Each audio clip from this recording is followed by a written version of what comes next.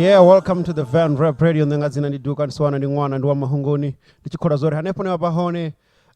wakadona dwala budinga manda ona nazimwe suzuka divozo fare azuka dichimira nga ndila yone still the Van Rap Radio saziba pfazone arali usatu zwipfa hayi ndidibadisela one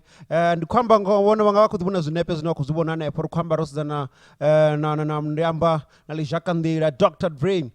zo ideas zinozo kwamba ndizori Dr. Dre usibadela ndingamuramusi osika hune abori okakise apononi abana asuka haya abori oba okwamwangezi zinozo buzofi Aneurysm ndi bulwazi hobula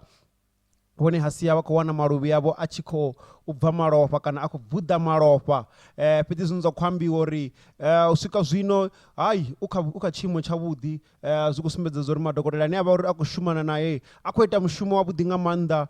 akuita zvothe zvine zvangakonadzeya he asvika nene munhu asvika ne adinwara muledza kha muledza wanwara ndi musi achikonwara achikusimbedzisa vathu uri vathu vasingola mbilu zvinhu zvakuitia ndi zori ene ukhodopola ende ukhodobia hayi nusikale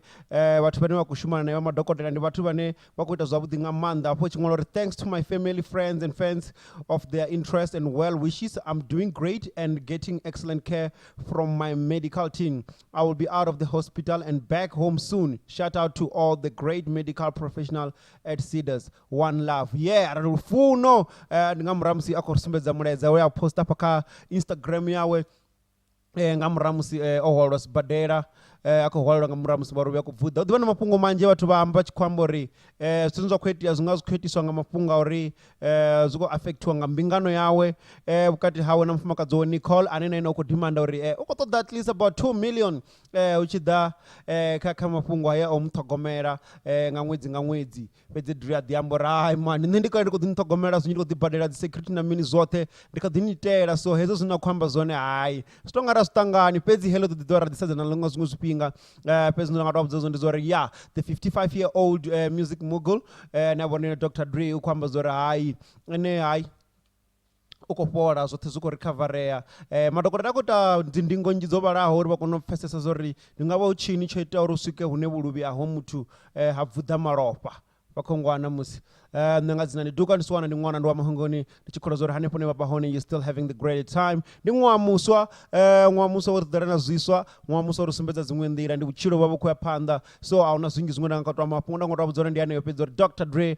usikone avo uri ovalwa ngesi badera. So we wishing him